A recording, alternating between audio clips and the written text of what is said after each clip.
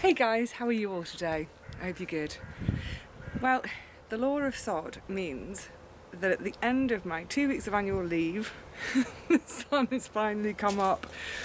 And it's kind of ironic after these 2 weeks of single digit temperatures and rain and drizzle and all that palaver that today I'm planting the winter garden, or getting it going.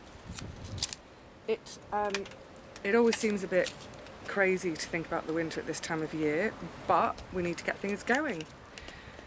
So today I'm going to do my Cavolo, that's the sort of black finger-like kale, some purple sprouting broccoli, some Savoy cabbages, and my calabres. So I'm just going to concentrate a minute because they're quite small seeds. I'm just going to pop in a couple per station, and then whichever's the weedier one, well, they might both survive, but if there's a really weedy one I can just get rid of it. Oh, there's about 10 seeds in that one. But it's been so lovely to get out into the sun today. Oh, and that's a little heads up as well. I wasn't expecting it to be quite so gorgeous today. However, I do keep sunscreen in my shed. Normally I try and get my sunscreen on my skin before I leave the house. Usually a good sort of 20 minutes or so. But like I said, I didn't expect it to be so lovely today. So I didn't come with any on, but managed to find, in the chaos of my still not sorted and not finished shed, I managed to find some. So this compost is really dry. I'm going to have to give it a bit of a water. Listen, I use the same compost for all my jobs. I don't have compost for seeds and composts for pricking out and compost for this and compost for that. Oh, label, Vivi, don't forget the label. Look at these really cute little labels. My sister got them for me. They're not going to go into the open ground because the foxes would have them in 2 seconds. This is all going in the cold frame.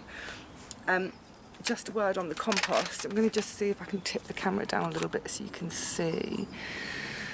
It's so bright I can't tell if you can see it, but it's called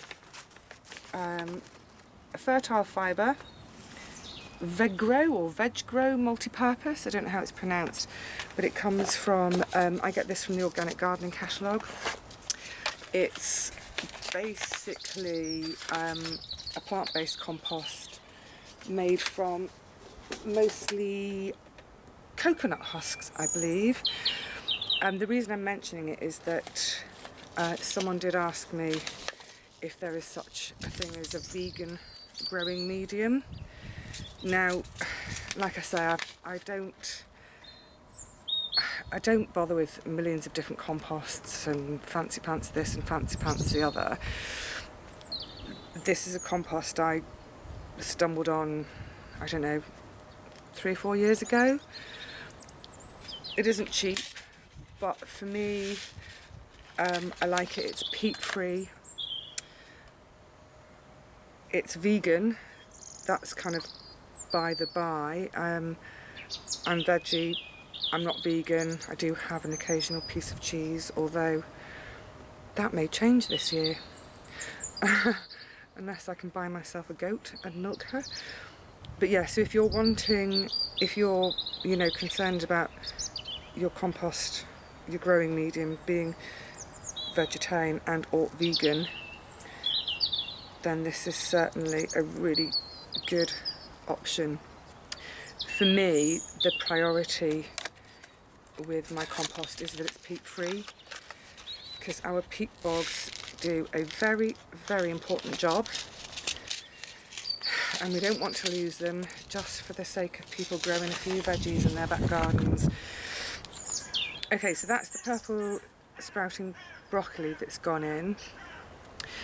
The way I try to plan it is these will all just start getting away in the cold frame. So it's, look, we're going to have about 19 degrees today, but actually through May and June we don't get that warm.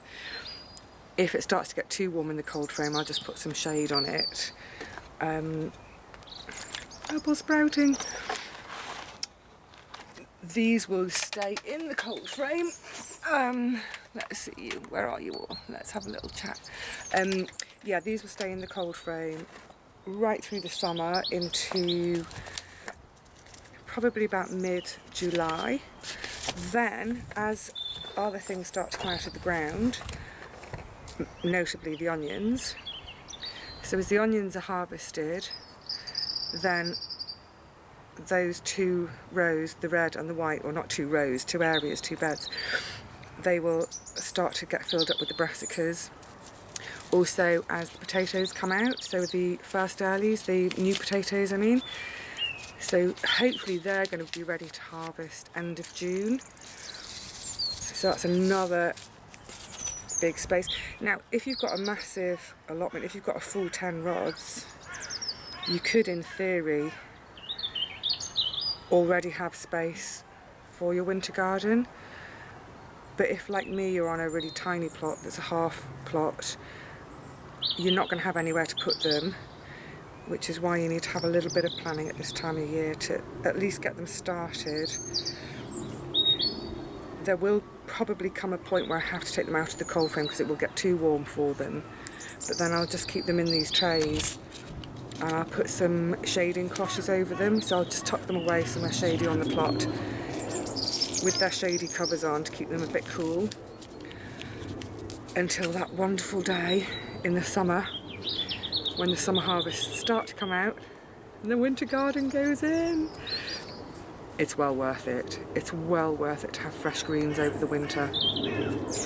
The other thing I do for winter is, of course, the leeks, but also I'll do a late sowing of carrots. The Autumn King have been brilliant, and they will stay happily in the ground until right now. In fact, I've just harvested the last of my Autumn King carrots. What did I just plant in there?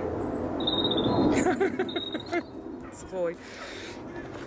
Anyway, I'm going to get on with the last of these.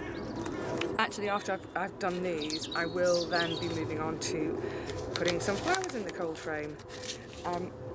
I've always found it quite hard to grow flowers because I just don't have the space at home on the windowsill, because the priority is always the tomatoes, the celery, the squashes, the cucumbers, all those things. Absolute priority is the food. But since Sean has given me his old cold frame, I've actually got somewhere that's decently half warm enough, but most importantly is light enough to have space to get a few more flowers going this year. So I don't know how they'll turn out. There's a load of stuff self-seeded all over the plot. There's nasturtiums, nicotiana, love in a mist, calendula. Pretty much all the flowers I've ever sown have self-seeded. Okay, so I'm going to get on with this last tray, then get ready to get the flowers in, and then I'm just going to sit back for a few minutes with a cup of tea and enjoy this look how bright it is, this beautiful sunshine and the birds. So I'll say cheerio for now and catch up with you soon. Take care.